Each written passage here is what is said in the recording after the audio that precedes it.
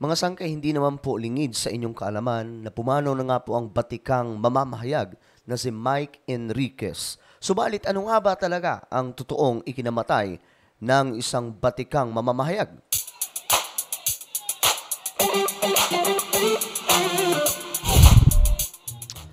So magandang oras po sa lahat ng ating mga kababayan. Naway nasa mabuti po kayong kalagayan. Anyway, before po tayo magsimula mga sangkay, pakicheck po muna sa ibaba. Kung kayo na po ay nakapag-subscribe dito sa ating channel, sa ibaba po ng video na to may makikita po kayong subscribe button. Pindutin nyo lamang po yan, tapos pindutin nyo po yung bell at pindutin nyo po yung all. Ulitin ko, click the subscribe down below, click the bell, and click all. So pag-usapan po natin ito mga sangkay, itong patungkol po sa pagpanaw ng isa sa mga kilala na mamamahayag. Okay? Isa po sa mga tinitingala nating lahat mga sangkay. Pag-uusapan po natin ito, kasabay netong topic ay may mahalaga po akong mensahe para sa lahat. Okay? So ito nga po, ang hinahanap ko dito, ano nga ba talaga ang ikinamatay ni Mike Enriquez? Ayan o, GMA News anchor na si Mike Enriquez, pumanaw na sa edad na 71 years old. Okay? Na maalam ang veteranong kapuso anchor, news anchor. Okay, ito. Ang hinahanap ko dito mga sangkay kung ano nga ba talaga ang sanhi. Ang balita ay kinumpirma ngayong Martes, nakarang araw mga sangkay, ng broadcast ng 24 oras. Yumao siya ngayong araw, ika-29 ng Agosto. Malungkot pong ibinabalita ng GMA Network ang pagpanaw ng aming minamahal na kapuso at kaibigan na si Mike Enriquez. Siya po ay 71 years old, ulat ng mangyak-ngyak na si Mel Tiangco. Yan, sa 24 oras mga sangkay. Check na natin ito. Pumanaw na ang veteranong broadcaster na si Mike Enriquez sa edad na 71 nitong hapon ng August 29. Disyembre 2021 na nagpaalam si Enriquez na nag-medical leave muna para sumailalim sa kidney transplant. So nagkaroon ng kidney transplant by 2021. Pero before ata po yun magkaroon ng kidney transplant, 2018 kung hindi po ako nagkakamali, mayroon din pong heart surgery. I don't know mga sangkay kung gaano katotoo yun, pero yun po yung lumalabas sa balita. But ang pinakabago ay 2021 mga sangkay, nagkaroon ng kidney transplant. So yun yung time na nawala na naman po siya sa programa. Medical leave muna para sumailalim sa kidney transplant. Naging matagumpay ang transplant kay Enriquez at nakabalik pa nga sa harap ng kamera, pero kinailangan Okay. Naging successful, nakabalik uli mga sangkay sa kanyang programa. Ngunit, ito ang nangyari. ulit niyang mag-medical leave dahil sa health issues. Kailangan ulit niyang mag-medical leave dahil sa health issues.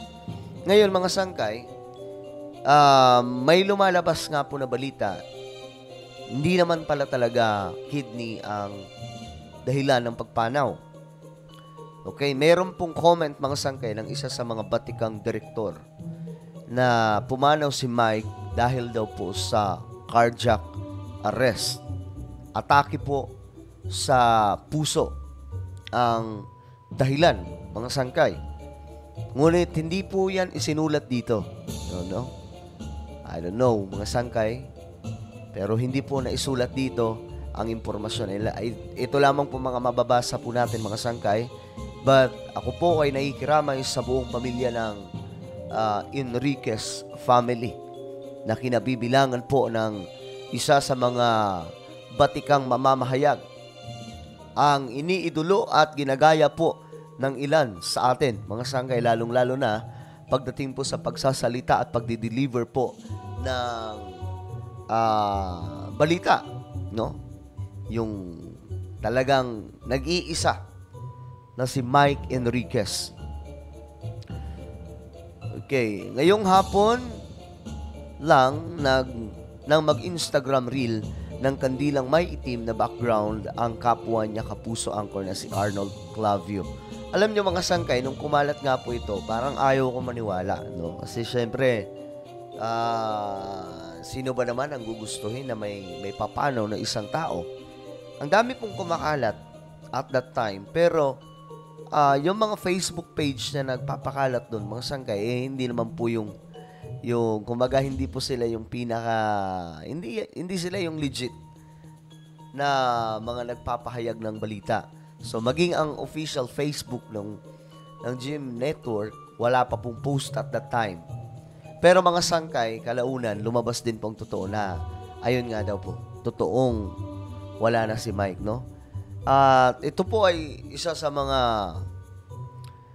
nagpalungkot ngayon sa buong Pilipinas. Itong pangyayari kay Mike Enriquez.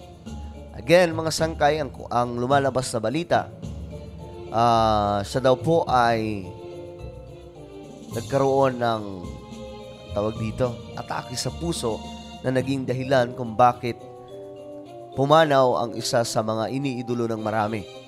So bumuhos po ang pakikiramay ng marami mga sangkay sa buong Pilipinas hanggang ngayon. Now, ito po yung reason bakit ko vlinag din ito. Maliban po sa gusto nating alamin kung ano po ang sanhi ng pagpanaw ni Mike Enriquez. But this is the message that I want to deliver. Okay?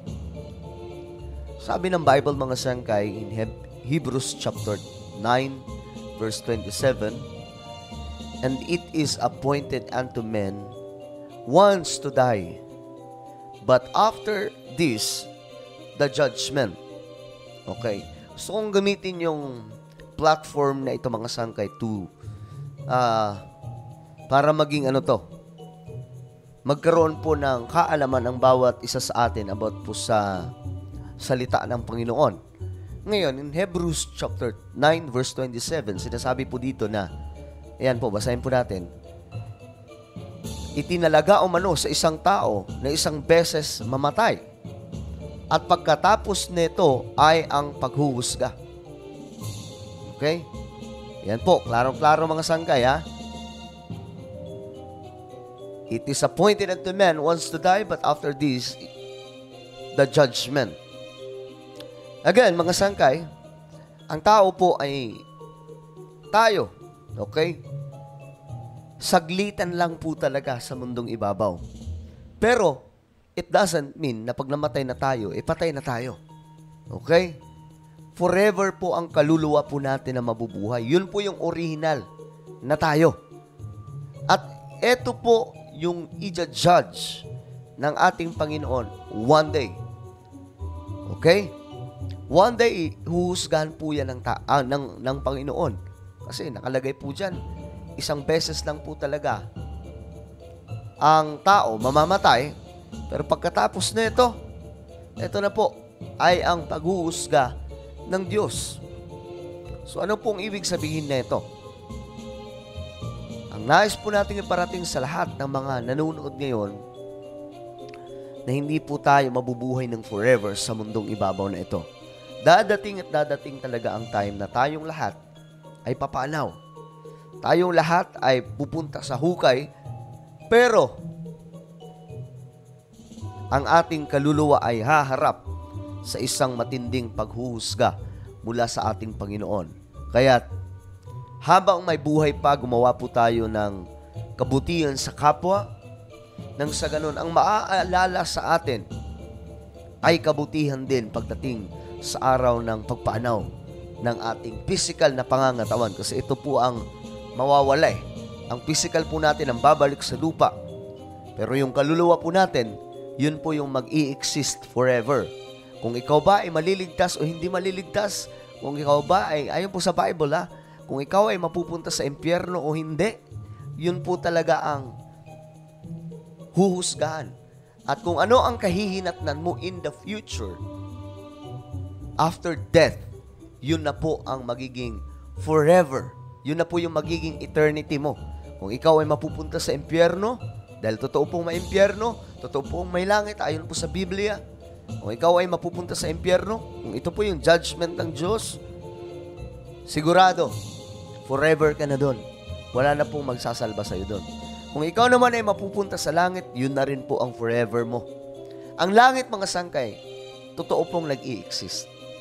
Sabi ng Biblia, ito po ay, kung babasahin po natin ang impormasyon mula sa Biblia, nasa third heaven po ang sinasabing langit. Okay, third heaven. Ang first heaven, ito po yung sa ulap, yung nakikita po natin na may mga lumilipad na ibon. Second heaven, ito po yung may mga universe na. Pataas ng pataas, mga sangkay. Makikita po natin yung blue hanggang sa may mga stars. Yun po yung second heaven. But yung third heaven, ito na po yung sinasabing tahanan ng ating Panginoon, yung kanyang kaharian. Again, maliban po sa pagiging mabuti sa kapwa, ay ang paglilingkod mo sa ating Panginoon. Dahil kahit gaano kabuti mong tao, kung wala kang pinaglilingkurang Diyos, may kalalagyan ka. Okay? Kasi wala pong sinabi ang Biblia na maging mabuti ka lang. Huwag kang maglingkod sa Panginoon. Ang sinasabi po ng Biblia, maglingkod ka sa Panginoon, kasabay nito, sundin mo ang kanyang mga kautusan. Maging mabuti sa kapwa. Okay? It doesn't mean na mabuti ka sa iyong kapwa, maililigtas mo na ang sarili mo. Kailangan mo pa rin paglingkuran ng ating Panginoon nang sa ganun dumating man sa point na haharap po tayo sa judgment after death. Sa harap po ng manlilika, maluwag po tayong tatanggapin ng ating Panginoon. So yun lamang po ang message na I hope na may naintindihan po tayong lahat ngayon sa ating vlog. Ano po ang inyong komento tungkol po dito? I-comment po sa ibaba ang inyong mga naiisip na opinion. At syempre ngayon, bago po tayo magkalasan, check nyo po muna kung kayo na po ay nakapag-subscribe dito sa Sangkay Revelation. Hanapin nyo po sa YouTube ito. At kapag nakita nyo na i-click nyo po yung subscribe, i-click ang bell, at i-click nyo po yung all. So ako na po ay magpapaalam. Hanggang sa muli, this is me, Sangkay Janjan. Palagi nyo pong tatandaan that Jesus loves you. God bless everyone.